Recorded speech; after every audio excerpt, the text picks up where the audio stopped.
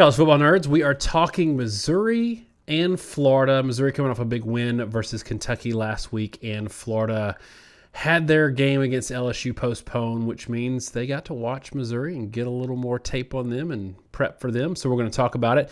Want to remind y'all, we haven't had a whole lot with Florida this year. We did have some pretty good engagement with their preview and really not much at all with Missouri fans. So want to remind y'all, please like and subscribe. Helps us out a lot. But also we do this with all our viewers with every preview. Give us your score prediction for this game. Let us know what you think is going to happen. And before we get into the nuts and bolts of the preview, Josh and I were comparing notes in this game. I think the thing that I said was I have some concerns about Missouri because they only scored I had some concerns about Kentucky this year because they only scored 10 points on Missouri's defense, which isn't great.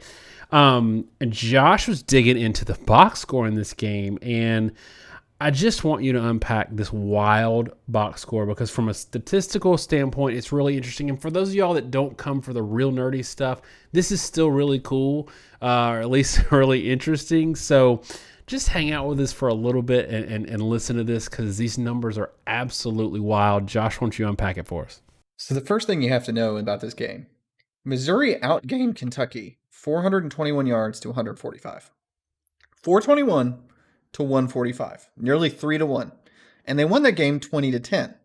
So the question becomes, how can Missouri have 26 first downs, 421 yards in the game, win by 10 to a team that had less than 150 yards without ever turning the ball over?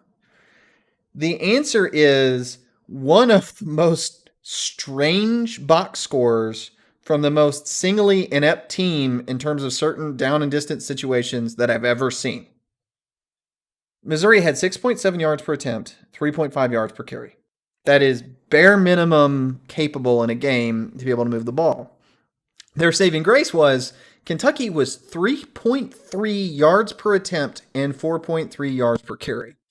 If Kentucky was in a third and long situation, there's a serious argument they were better off running the ball on an HB dive than they were actually throwing it. And what do I mean by that? So in terms of, there's different advanced statistics, one of which is success rate, meaning there's an expected amount of yardage you get on a given down. On first down, you want to get 4 yards. If it's 3rd and 7, you want to get all 7 yards because you want to get a first down. The idea is how much do you need to get in order to move the chains and get a first down, with the idea that getting first downs is the key to scoring. You're kind of ignoring explosiveness, but that's the basic concept behind football. And as far as these things go, like Kentucky was as bad as possible. So on passing downs, Kentucky had one successful play in the game. I'm not sure exactly how many they faced, but in the first quarter, they had a successful play on a passing down, meaning like 2nd and 7+ or any 3rd and long situation where you know you're going to need to throw the ball. And that successful play came because Missouri committed a face mask. They never completed a pass in a 2nd and long or 3rd and long situation in the entire game. What happens when you do that is you end up in a game where one team, when they have the ball, runs 92 plays, and that's Missouri. Missouri had 4.5 yards per play, which is not great, but they ran 92 plays, so they had over 400 yards. Kentucky in that game only had 36 plays in the game, 36, and they had 4 yards per play, only a half yard per play less than Missouri, and they had 145 yards. So effectively, the reality of this game is Missouri outgains Kentucky 3-1 because Missouri actually can convert a third down. Kentucky goes 2 of 9. Missouri goes 10 of 20. On one drive in the game, Missouri actually has 21 plays because the flip side is Missouri was miserable in explosive plays. Almost none in the entire game. So Missouri had to drive the ball slowly but surely down the entire field. And in one of them, again, due to penalties and weird situations, 21 plays, they went 66 yards and turned it over on downs. So 3 yards per play for 21 plays with 3 fourth down conversion attempts And they finally fail on third down conversion at the Kentucky 7 with a sack. Probably should have kicked a field goal given the fact that you can't score on any sort of explosive play. But that was this game, one of the weirdest results I've ever seen. I felt like we had to break it down. I know that was a long discussion, but in a nutshell, that's Missouri. Very little explosive offense, in truth. They've got a little something going with Bazelak, but it's a very conservative, janky, try to get first downs and just keep yourself alive offense. Defensively, haven't been great for the most part, but that Kentucky game, man alive, Kentucky, just complete inability to convert a third down whatsoever. And I wonder when we bring this sort of into the discussion of Florida and Missouri, in this game, Kentucky, we both think, like real quick, yes or no, we both think Kentucky has a really good defense. Yes, I agree. Yeah. So I think, though, what we saw is Kentucky has a really good defense and Missouri was able to win. But this is kind of the inverse of that. And I think it's the perfect example of where college football is in 2020, in that Florida doesn't really have a good defense. I think it's below average. But they have an elite offense, and that completely changes the dynamics of whether or not Missouri can win this game. Is the Kentucky result, followed up by what we're probably going to predict with the Florida-Missouri game, sort of a microcosm of kind of what we've been discussing with offenses in college football so far this year? I think the truth of that box score that I spent a lot of time digging into is Missouri's offense was better than Kentucky's offense, but being a little bit better makes you win 20-10, even though you score 3 times as much, because Missouri's offense is okay, pretty good. They're not great. Florida's offense is awesome, and you can be defensively pretty bad and be able to beat almost anybody in college football. If you're not offensively good, you can't win in major games anymore. And when you look at Missouri's record, it's kind of weird, right? Because you've got 19 points against Alabama, 12 against Tennessee, 20 against Kentucky, and then this glaring oddity that is the LSU game where they score 45. There's a lot of ways to take that. I think, I'll be curious to hear you in a minute, but one, I think there's a big edge from Florida because they are able to score 35 plus. I think you should expect them to score 35 to 50 points on Missouri in this game, and which is something Kentucky absolutely couldn't do because they don't have the passing game, and it's going to be, 5 times the scoring. And I don't think Florida is 5 times the offense of Kentucky, but the production will be that different. And I think the biggest question is offensively, what version of Missouri is there really? I mean, are they the team that they've been in 3 of 4 games, or was that LSU a real result? And which version of Missouri's offense are we going to see, and how is that going to translate against Florida's defense? So one of the things that we've talked about in the past, and given the tenor of how we've opened this show, I don't think people will be surprised to think that we are leaning towards Florida in this game. Florida's a 13-point favorite. It's still an interesting game for us to discuss, and that's why we decided to pick this one. But I want to talk about things beyond the box score or beyond the final score that we think we're going to see. And one of the things that we've discussed in the past is when a team that's coming into a game knows they're outmanned, they can play it one of two ways. They can either really try to shorten the game and hope that they have managed to eke out a couple of scores, long drives, cut the clock down, and then they're in it in the fourth quarter. And the other sort of approach that we've seen and we've hoped to have seen in the ACC a lot against Clemson, and we really haven't, is an outman team coming in throwing haymakers. Think Ole Miss many years versus Alabama, where they're not so worried about they feel like they're going to lose regardless. And it's almost like if you come in and shorten the game, it's a mitigation strategy to get the same result you're going to lose, but it doesn't look as bad on paper. But if you come in throwing haymakers, you have the chance of getting a lot higher chance of getting blown out, but it's maybe your only chance to win. Do you think with Missouri in this game, the second strategy of throwing haymakers is really the way to go, even though it might result in them getting blown out where the other approach wouldn't? I think it's absolutely the route they have to take. And it's hard to tell if you're Missouri what you've got, because with the Vanderbilt game being postponed, you lost the opportunity to probably badly beat a team that's atrocious this year in Vanderbilt. In the Tennessee and Alabama games, they hadn't figured out the quarterback situation yet.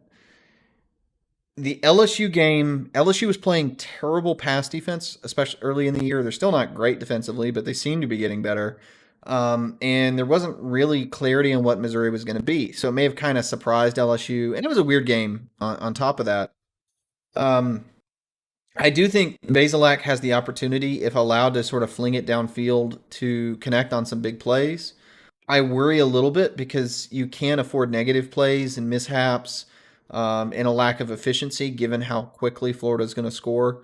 But I do think, if you want to play it somewhat conservatively close to the vest, the way I think they played Kentucky in a game where they realized Kentucky wasn't going to move the ball, I think you're pretty much doomed to lose. Because Florida's going to put up points in this game, and you're going to have to keep pace, and especially in the passing game where Missouri has been pretty suspect. And again, that's been Missouri's weakness, and Kentucky was almost singularly incapable of exploiting it. I think they're going to have to throw it downfield. They're going to have to take their chances. There's some percentage chance that they're able to keep pace. Maybe if they connect on some things, and it's going to take them connecting. And two, it's going to take the LSU game being maybe more of a reflection of what Missouri is offensively. And there's also going to be a significant chance that Bazelak generates a lot of negative plays. He turns the ball over, fumbles the ball. He is a little bit prone to risky behavior, and they may lose this game by 4 touchdowns if that happens. But I think if you don't take that approach, you are going to lose. With Florida, so we did the Florida Texas A&M preview, and you picked Florida to lose that game, or should I say A&M to win that game, and we're mocked and scorned across the entirety of the internet. And I get it. Like, A&M had just come off a pretty big loss to Alabama, at least in the final score. My takeaway from the A&M Florida game was not that Florida is less than we expected them to be coming into the season where we predicted them to win. My takeaway was that A&M was better than we expected. And for all the teams in the top 10 that we're ranking in the top 10 because we have to, because there's nobody left, or because we're not ranking Big Ten teams yet, or because it's just been ugly because of COVID, to me, A&M in the top 10, especially sitting around 7 or 8, is there because they're good enough to be there. So that's my opinion on that. Tell me what you saw with Florida and A&M. Did you feel some of the same way, or did you come away with a lot of concerns about Florida and less good about A&M? It is true. And look, I'm not going to take that much of a victory lap because I'm wrong in these games all the time. If you follow me, I don't pick a ton of upsets. And I'm usually pretty conservative, mostly because I'm not picking upsets because usually I agree with Vegas more than anything. I thought in that game it was kind of a trap game. I called it a trap game. It's not something I say very often, but there were matchup issues. I actually think Florida is probably a better team overall. I'm just going to go out and say it. I think they're probably a better team than Texas A&M. But Florida's problems are defensive. They're, like you said, and I agree with you. I think by SEC standards, they are just below average defensively. They had a lot of years of bad recruiting. They're going to have to fix that. Like, they had a lot of bad years of recruiting at linebacker, and the defensive line's been a little bit depleted, maybe worse than people expected. The secondary doesn't have the standouts quite the same way they have had in past years. And my feeling was A&M, for all their faults, if they could lean on the run game, and they have a very good offensive line this season, that they would be able to keep in good down and distance, and Mon would be able to operate the offense, and they'd be able to squeak out a win. And that's exactly what we saw. There are not many teams that are as good as A&M in those regard. And there's a reason A&M was highly ranked going into the year. People grossly overreacted to losing to an Alabama team that's really, really good and forgot why A&M was highly ranked, the fact that they had so many returning starters offensively, et cetera, et cetera, et cetera. If they played again at the end of the year, I'd probably pick Florida. And I think against most teams, Florida's offense is going to be really effective. I think Florida's defense will get better as the season progresses. Pitts and Tony are two of the better, probably the most underrated, really, in my opinion, receiving pair in college football right now. They're very good. And I think going into this game, I don't have any huge concerns with Florida. I think the defense, like you said, is below average, but what does that matter? For the whole reasons we just talked about. If you're playing an elite opponent, they're gonna score 35 to 45 anyway. You're gonna have trouble stopping this Florida, but Georgia couldn't stop Alabama. And I know Georgia's defense is tremendously better, but I don't know that Florida doesn't give up just an extra 15 points in a ball game versus Georgia does, because offense is so much more important right now than defense. And that's why I think Florida is maybe unduly dinged. And despite the fact that I picked Texas A&M to beat Florida, quite honestly, I kind of expect that Florida's going to end up higher on my top 10 list by the end of the season, as they prove themselves throughout the rest of the year. Yeah, and I'm going to go ahead and get my pick for this one. Vegas, I think, has this at 13, and I honestly think it's going to be a good bit worse than that. You said what Missouri offense are we going to see? And we saw Missouri shred LSU. One, I'm not convinced that LSU's defense is any better than Florida's. I mean, they've got a common opponent there in South Carolina, and South Carolina actually did better, I think, in some ways against LSU, which is weird. LSU got shredded by two quarterbacks who they had no tape on, who it was their first start against that team, and it was first start in that system. So they're having to prepare for a system and then prepare for a quarterback. And so they got, and that's not a huge credit to them, but I do think it shows that both of those offenses were maybe a little bit of fool's gold. Missouri, I mean, we saw 20 points last week, and they did shred LSU, but now Florida's got tape to prepare for Bazelak, and we saw what happened to Mississippi State after they played a couple of decent defenses. So I think Florida's going to come out and really make a statement. They're rested. They're prepared. I'm going to go 47-20. Tell me what you got. I think, like you said, I think Florida rested and prepared may come out and make a statement. I mean, 38 points from Florida was almost a low for them, and I think it's reasonable to expect in the 40 range. I'm going to say 45-21. No, I'll say 45-31. Sorry, I'm sort of thinking that wrong. 45-31 puts them just covering. I think the line is actually pretty good. And I think it's going to come down to whether or not Missouri sort of scores late. And I think that's what that line's about. There's a very high chance Florida wins this game. And I think there's about an equal chance that Missouri loses by 3 or more scores, and an equal chance that Missouri closes the score gap to something like 10 with a late score. I think they're going to kind of try to keep pace with Florida the whole game, and they're never going to quite get there. They're going to get a couple possessions behind. I'll end with two things. One, this is the problem in the modern era of football, is that you end up chasing possessions, and once you get down 2 scores, you may never get another stop to where you can ever catch up. That was the Georgia problem, right? You get down 2 touchdowns, and you're just screwed because you're never going to get a stop on the opposing offense to where you have the chance to score 2 touchdowns before they score again. And the other thing I'll say is I will be really curious from Missouri to see with Bazelak, if they get down 2 or 3 scores, how do they handle it? And one, can Missouri operate the offense when they know they have to throw downfield? And two, when Florida can pin their ears back and really play aggressively on defense, are they able to generate negative plays? I still think Florida wins either way, but I'm curious to see that in terms of my long-term evaluation. All right, y'all, that's it for us on this one. Sometimes we give our scores in the middle and talk about it. This time we did all the talking up front, but let us know in the comments what you think this score is going to be. And look, Missouri fans, if you've hung on this long and you're frustrated with the score prediction, I get it. Just tell us we're wrong and use some data to back it up, and we'll get in there and mix it up with you. Thanks so much, y'all. Have a great week, and God bless.